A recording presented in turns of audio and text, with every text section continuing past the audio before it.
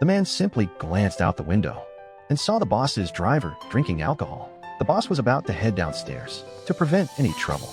The man hurried to the driver first. I don't want to make you feel uncomfortable, but I just happened to have looked out the window and it appeared you were drinking something from a paper bag. I don't know what you're talking about, man.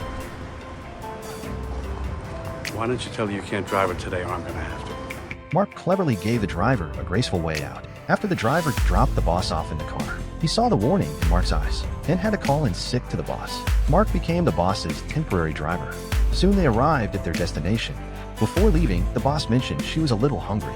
Mark remembered this. While waiting, he went out of his way to get lunch from a restaurant.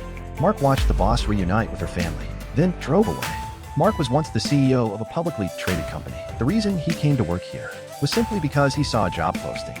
After retiring, Mark lived the life many people dream of, but the repetition and monotony of that life left him with an indescribable emptiness. One day, he happened to see the company's office on the street. They were hiring senior interns, so he dressed carefully and recorded a job application video. I read once musicians don't retire. They stop when there's no more music in them. Well, I still have music in me. Absolutely positive about that.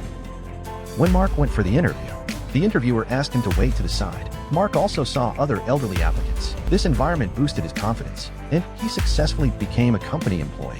That night, Mark was woken by a call. It turned out the driver had suddenly quit. The next day, Mark went to the boss's home. He carefully rang the doorbell. The boss's husband invited him inside. The children also liked Mark a lot, but the boss was surprised to see him. On the way to work, she noticed Mark observing her.